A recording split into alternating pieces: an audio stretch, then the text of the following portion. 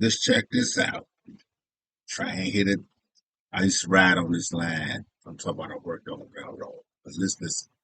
We are also learning new details tonight about the Amtrak train and semi-truck collision that happened last night in Lakeland. Just hours ago, the sheriff's office released an update saying 8 people were injured in the crash. This is all.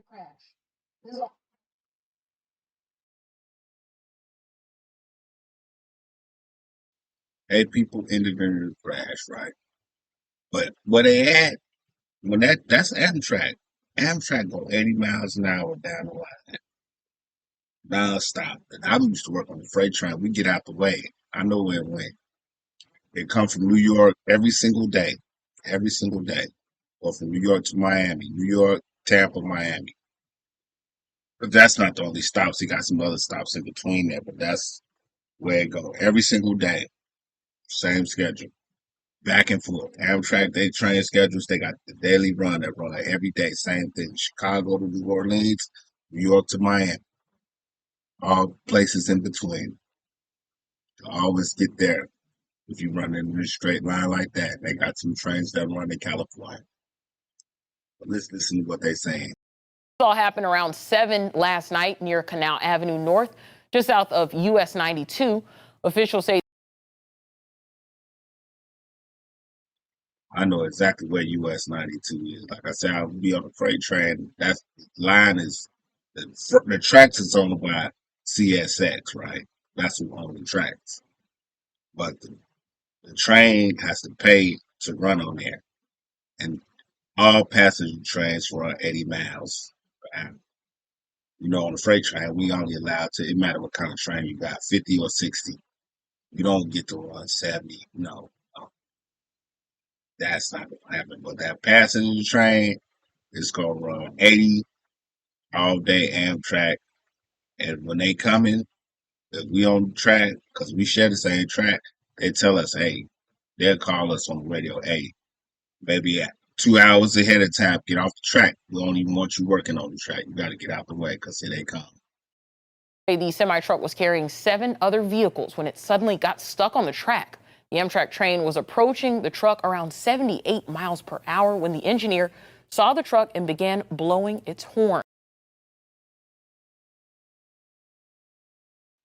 What I said, 70, 80 miles per hour. But the thing is, now I'm driving the truck. So I ain't working in it. But the thing is, with the truck, they always tell you, don't ever shift, don't go over the track because you could get locked out the gear. I don't know what they just say that now. Sometimes somebody might have a trailer hanging over, whatever. You're supposed to stop short railroad track.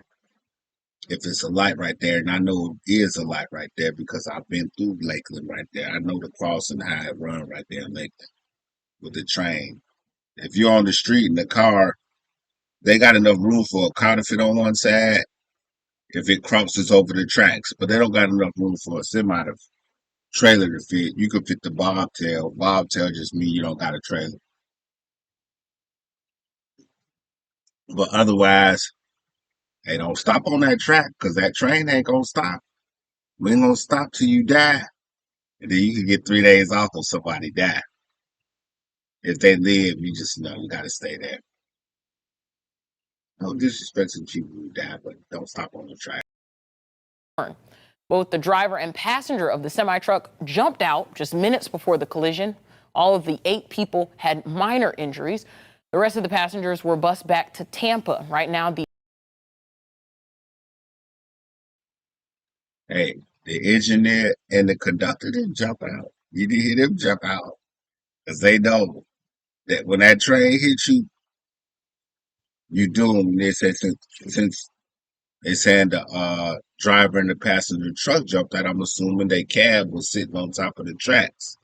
I mean, they probably was shifting and they didn't shift it correctly, or something got stuck on the track out on Canal. It's probably a street in there. I have to look at my old timetables.